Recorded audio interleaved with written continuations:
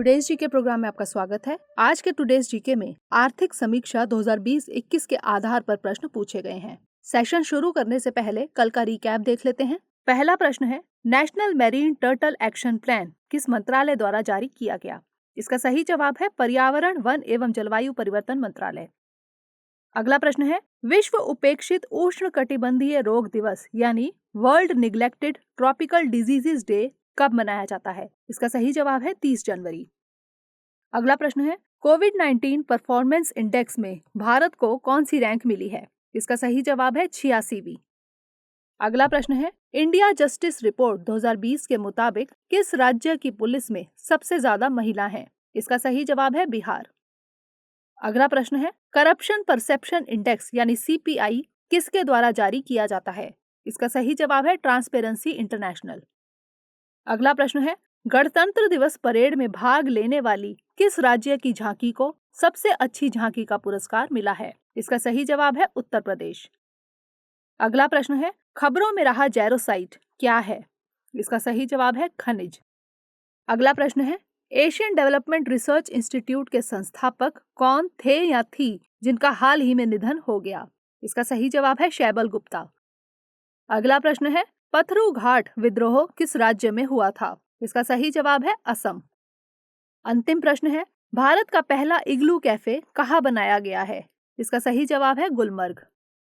शुरुआत करते हैं आज के सेशन की। सबसे पहले देखेंगे अभ्यास प्रश्न। संविधान के अनुच्छेद 87 के अनुसार राष्ट्रपति निम्नलिखित में से किस या किन अवसर या अवसरों पर संसद के संयुक्त सत्र को संबोधित करते हैं? लोकसभा के प्रत्येक आम चुनाव के पश्चात प्रथम सत्र के आरंभ में, प्रत्येक वर्ष के प्रथम सत्र के आरंभ में, उपर्युक्त दोनों या फिर इनमें से कोई नहीं।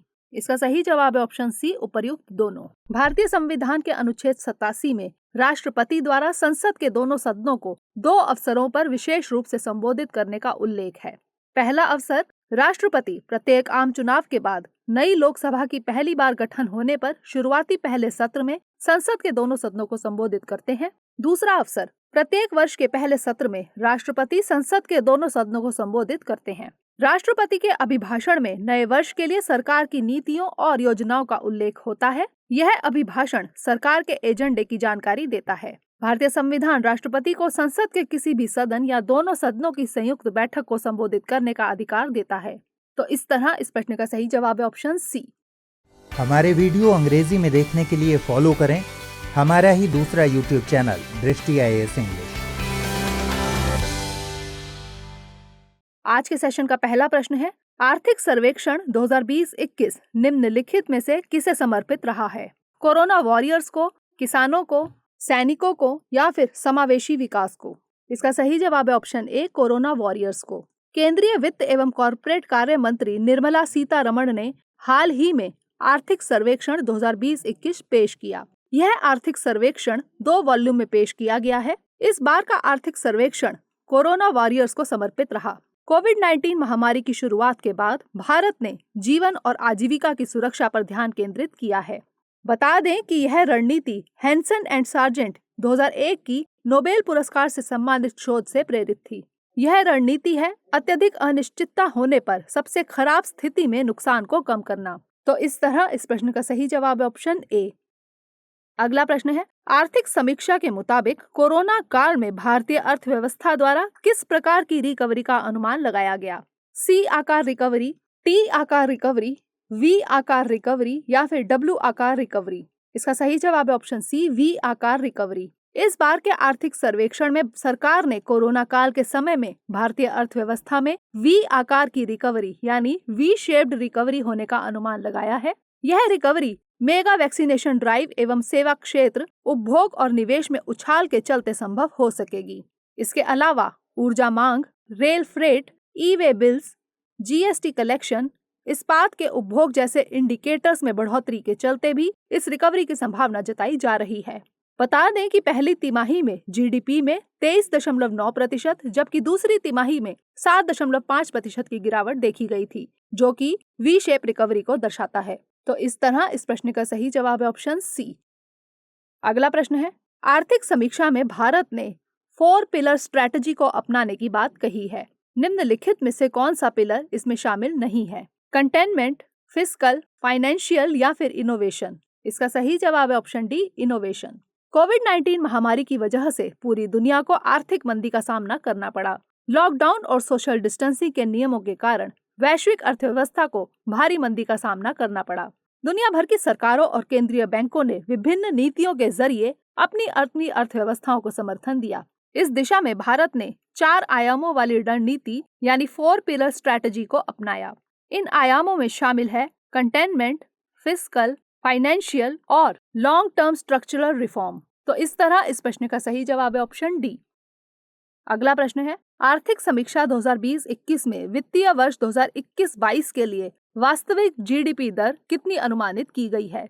7.7%, 11.0%, 15.4% या फिर 17%? इसका सही जवाब है ऑप्शन बी, 11.0%। वित्तीय वर्ष 2021-22 के लिए आर्थिक समीक्षा 2020-21 में 11% वास्तविक जीडीपी दर अनुमानित की गई, जबकि नॉमिनल जीडीपी ग्रोथ 15.4% बताई गई, जो कि आजादी के बाद से अधिक है। एनएसओ के अनुमान के मुताबिक भारत की जीडीपी विकास दर वित्तीय वर्ष 2021 में -7.7% रहेगी। वित्तीय वर्ष 2021 की पहली छमाही की तुलना में दूसरी छमाही में इसमें 23.9% की बढ़ोतरी देखने को मिलेगी। तो इस तरह इस प्रश्न का सही जवाब है ऑप्शन बी। अगला प्रश्न है, आर्थिक सर्वेक्षण के मुताबिक इमर्जिंग मार्केट्स में कौन सा एकमात्र ऐसा देश है जिसे 2020 में इक्विटी के रूप में FII यानी फॉरेन इंस्टीट्यूशनल इन्वेस्टर प्राप्त हुआ है? इंडोनेशिया, संयुक्त अरब अमीरात, चीन या फिर भारत? इसका सही जवाब है ऑप्शन डी, भारत।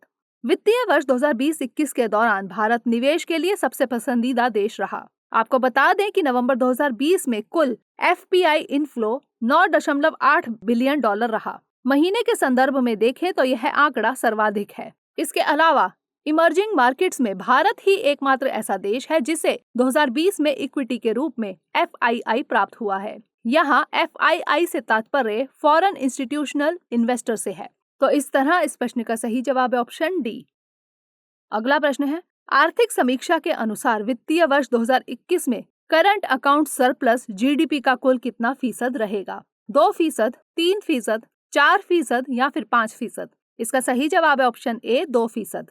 आर्थिक समीक्षा में वित्तीय वर्ष 2021 के लिए करंट अकाउंट सरप्लस को जीडीपी के 2% के बराबर रहने का अनुमान लगाया है। ऐतिहासिक रूप से ऐसी स्थिति 17 सालों के बाद देखी जा रही है। वहीं आपूर्ति के क्षेत्र में वित्तीय वर्ष 2021 के लिए ग्रॉस वैल्यू एडेड यानी GVA की विकास दर के -7.2% रहने का अनुमान लगाया गया है। यह वित्तीय वर्ष 2020 में 3.9% था। तो इस तरह इस प्रश्न का सही जवाब है ऑप्शन ए। अगला प्रश्न है, आर्थिक समीक्षा 2020-21 में निर्यात को बढ़ावा देने के लिए PLI योजना की चर्चा की गई है। PLI योजना से तात्पर्य है production logistics infrastructure, production linked infrastructure, production linked incentive या फिर प्रोडक्शन लॉजिस्टिक्स इंसेंटिव? इसका सही जवाब है option C, production linked incentive. आर्थिक समीक्षा 2020-21 में निर्यात को बढ़ावा देने के लिए कुछ प्रमुख योजनाओं की चर्चा की गई है। ये योजनाएं हैं उत्पाद संबंधित प्रोत्साहन योजना यानी प्रोडक्शन लिंक्ड इंसेंटिव, निर्यात किए जाने वाले उत्पादों से करों और शुल्कों में छूट और आवागमन ढांचे और डिजिटल पहल में सुधार। तो इस तरह इस प्रश्न का सही जवाब है ऑप्शन सी। अगला प्रश्न है, वित्तीय वर्ष 2021 के लिए कृषि एवं संबद्ध क्षेत्र की ग्रोथ रेट कितनी अनुमानित की गई है? 2.8%, 3.4%, 4.3% या फिर 5.6%? इसका सही जवाब है ऑप्शन बी, 3.4%। आर्थिक समीक्षा के मुताबिक कोविड-19 महामारी के कारण भारतीय अर्थव्यवस्था को हुए नुकसान को कम करने में कृषि क्षेत्र की अहम भूमिका रहेगी। इस दिशा में वित्तीय वर्ष 2021 के लिए कृषि एवं संबंध क्षेत्र की ग्रोथ रेट 3.4% अनुमानित की गई है। वहीं उद्योग और सेवा क्षेत्र में क्रमशः 9.6% और 8.8% की कमी आने का अनुमान लगाया गया है। कोरोना काल में सेवा क्षेत्र, विनिर्माण और निर्माण क्षेत्रों को सबसे अधिक नुकसान उठाना पड़ा है। हालांकि अब ये क्षेत्र तेजी से सामान्य होने की स्थिति में आगे बढ़ रहे हैं। तो इस तरह इस प्रश्न का सही जवाब है ऑप्शन बी। अगला प्रश्न है, भारत की राजकोषीय नीति के संदर्भ में आर्थिक समीक्षा 2020-21 में एक निर्भय मन यानी अ माइंड विदाउट फियर धारणा का जिक्र किया गया है। इस धारणा का संबंध निम्नलिखित में से किससे है? दादा भाई नौरोजी, अमर्त्य सेन, मनमोहन सिंह या फिर रविंद्रनाथ टैगोर? इसका सही जवाब है ऑप्शन डी, रविंद्रनाथ टैगोर। भारत की राजकोषीय नीति के संदर्भ में आर्थिक समीक्षा 2020-21 में एक निर्भय मन धारणा का जिक्र किया गया है। इस धारणा का संबंध रविंद्रनाथ टैगोर से है। दरअसल आर्थिक समीक्षा 2020-21 में सवाल किया गया है कि क्या भारत की संप्रभु क्रेडिट रेटिंग अपने मूल तत्वों को दर्शाती है? साथ ही इसमें सर्वे से पता चलता है कि कम से कम 2 दशकों की अवधि में भारत के मूल तत्वों के कम आकलन इसकी कम रेटिंग में दिखाई देते हैं। इसलिए भारत की राजकोषीय नीति में अ माइंड विदाउट फियर धारणा प्रतिबिंबित रहनी चाहिए। तो इस तरह इस प्रश्न का सही जवाब है ऑप्शन डी। अंतिम प्रश्न है, आर्थिक समीक्षा 2020-21 के मुताबिक निम्नलिखित में से कौन सा देश एक प्रमुख निर्यातक के रूप में उभर रहा है? भारत, बांग्लादेश, वियतनाम या फिर भूटान? इसका सही जवाब है ऑप्शन बी, बांग्लादेश। आर्थिक समीक्षा 2020-21 के मुताबिक बांग्लादेश एक प्रमुख निर्यातक के रूप में उभर रहा है। 2011-19 के दौरान प्रभावशाली मिश्रित वार्षिक वृद्धि दर यानी कंपाउंड एनुअल ग्रोथ रेट 8.6% रही। यह वृद्धि दर भारत की तुलना में 0.9% और विश्व की तुलना में 0.4% अधिक है। परिणाम स्वरूप बांग्लादेश की विश्व निर्यात में हिस्सेदारी 2011 में 0.1% और 2019 में 0.3% रही। तो इस तरह इस प्रश्न का सही जवाब है ऑप्शन बी। अब बारी है आज के अभ्यास प्रश्न की। महात्मा गांधी जी की पुण्यतिथि को निम्नलिखित में से किस दिवस के रूप में मनाया जाता है? अहिंसा दिवस, शहीद दिवस, शांति दिवस या फिर समता दिवस? इसका उत्तर हमें कमेंट सेक्शन में जरूर भेजिएगा। अगले सेशन में नए प्रश्नों के साथ मिलेंगे, तब तक के लिए धन्यवाद।